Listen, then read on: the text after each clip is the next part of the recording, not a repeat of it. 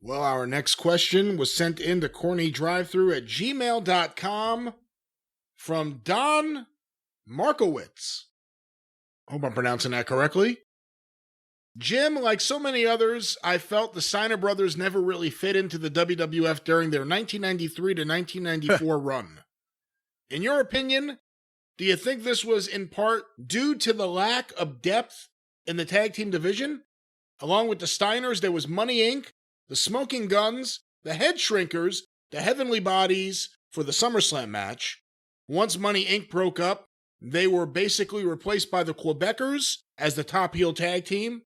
Had there been more quality tag teams, do you think the Steiners would have stayed longer and fit in better? Thank you for taking my question.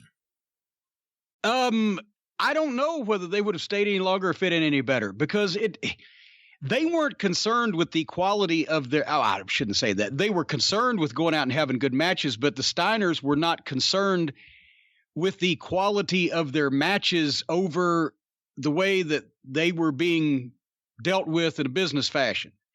I don't know what the issues were, but they weren't real happy. I don't think the WWF ever got them. It's like that. They didn't get Vader. Vince didn't get Vader. The Steiners came over from WCW for all those years, having those smash mouth matches with fucking Doom and the Nasty Boys and the Japanese guys they'd bring over and Hanson and Gordy during that period of time. And just, they come in and they weren't real happy with the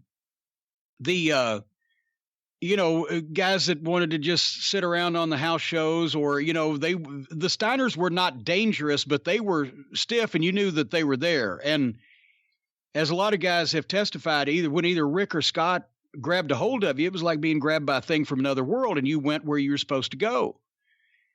But it wasn't the same smash mouth in-ring style up there. And also, I believe that they thought, because of,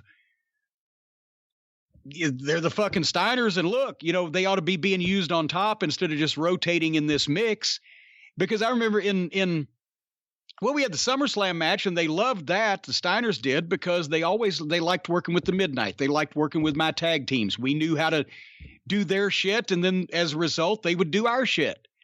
And the match tore the house down. But that's when the Bodies were just part-times. They didn't want to do that because it stole all the thunder from the teams that were there full-time.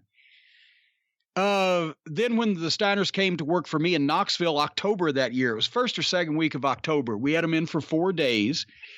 It was supposed to be WWF tag team title matches, rematches from SummerSlam. But they had taken the belts off of them and put them on, was it not, the Quebecers at that point, right? Jacques and Pierre. And I remember, because we had the matches booked and the Steiners were booked, and then Pat Patterson came to me at a TV, said, well, I wanted to tell you this. I said, oh, shit, you got to pull up. No, dog, they can make the dates, but we're taking the belts off them tonight. And we went, I said, okay. It was kind of a disappointment, but still, I've got the Steiners against the Heavenly Bodies in my Smoky Mountain Towns rematch off of SummerSlam. That's better than having fucking Quebecers as champions, right? So anyway, but then they took the belts off of them, and then they got pissed because they're like, what the fuck? They were not happy. And so when they came to Knoxville, I said, look, I'd like to get my guys one win, but we don't mind putting you guys over either. I said, we got 4 shows. I said, you want to split them up? We'll do one, you do one. We'll DQ the others either way. What do you guys want to do? And they were willing to work, but they said, here's the thing. We don't like the way they're treating us up there, and we don't know what the fuck that we're doing. So we don't want to do any jobs, but we'll do whatever the fuck else. And okay, so we worked out the stuff with Arnold the dog, and I think they got DQ'd for letting the dog loose. People were screaming and everything. So that was fine, but they were not happy then.